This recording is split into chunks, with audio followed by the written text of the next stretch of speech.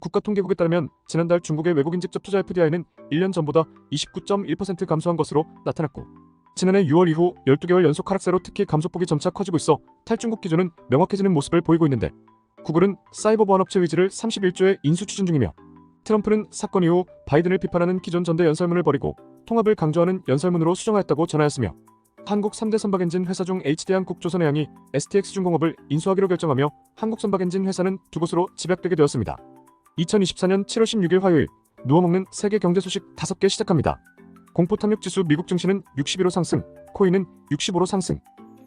70가지 음료 만드는 로봇 등장. 서울 성동구 성수동에 위치한 로봇 카페 코코플래닛에서는 로봇이 음료 및 아이스크림을 제조하며 직원은 빵을 굽고 재고, 관리 등만 하고 있다고 합니다.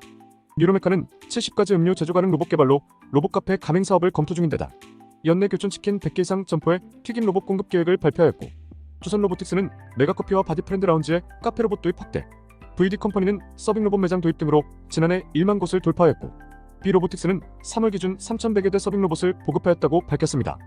이은희 인하대 소비자학과 교수는 최저임금 인상 등 인건비 상승 여파로 인해 키오스크 서빙 로봇에 이어 조리 로봇까지 도입이 확산될 것이라며, 1년 정도만 로봇을 사용해도 인건비를 상쇄하는 효과를 낼 수 있어 로봇의 아르바이트 대체 움직임은 불가피하다고 진단하였습니다. 2. 월가 탑픽된 애플, 사상 최고가 경신. 애플 주가가 월가의 목표주가 상향, 기록적인 인도 매출 등 호재 등으로 사상 최고치를 경신하였습니다.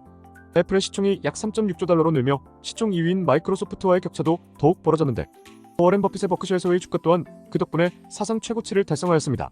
애플 AI인 인텔리전스 구동은 A17 프로와 M 시리즈 칩을 사용하는 기기들로 제한되어 현재 사용 가능 비율은 8%에 불과해 교체 수요가 클 것으로 전망 중이며, 올해 3월 말 기준 애플의 인도 시장 매출은 전년 동기 대비 33% 증가해 역대 최고치인 11조를 기록하였으며, 아이폰 판매가 매출의 절반을 차지했다고 전하며 인도의 성장성을 주목하였습니다. 3. 비트코인, 트럼프 덕분에 한 달 만에 9천만 원 탈환. 트럼프 트레이드는 도널드 트럼프 전 대통령 관련 자산이 강세를 보이는 걸 의미하는데, 이번 트럼프 저격 사건으로 트럼프 대선 확신론이 퍼지며 관련주인 비트코인이 초강세를 보이고 있습니다. 비트코인은 7월 초 7,700만 원까지 하락하다 2주 만에 9천만 원을 재돌파하였으며, 관련주인 마이크로스트래티지와 코인베이스, 코인채굴업체 등이 약 15% 이상씩 급등을 보여주고 있습니다.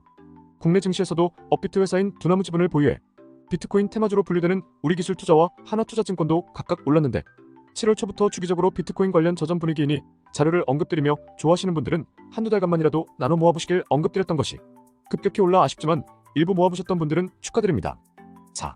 중국, 내수 침체 저성장 쇼크. 중국의 올해 2분기 경제 성장률이 기대치를 크게 밑돌았습니다. 부동산 침체가 장기화하는 등 내수 소비 회복이 예상보다 더딘 영향이 큰 것으로 풀이되는데, 설상가상 하반기로 갈수록 중국 경제가 더 악화될 수 있다는 관측이 나오고 있어 중국 지도부는 부담이 커지고 있다고 전하였습니다.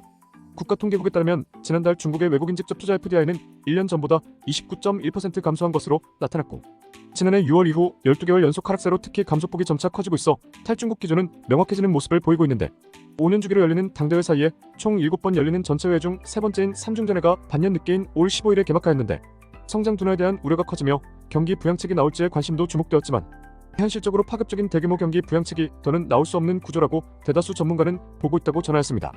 5. 엔비디아 새로운 칩 줄 서는 중. 엔비디아가 차세대 칩을 위탁 생산하는 TSMC의 주문을 늘리고 있는 것으로 파악됐습니다.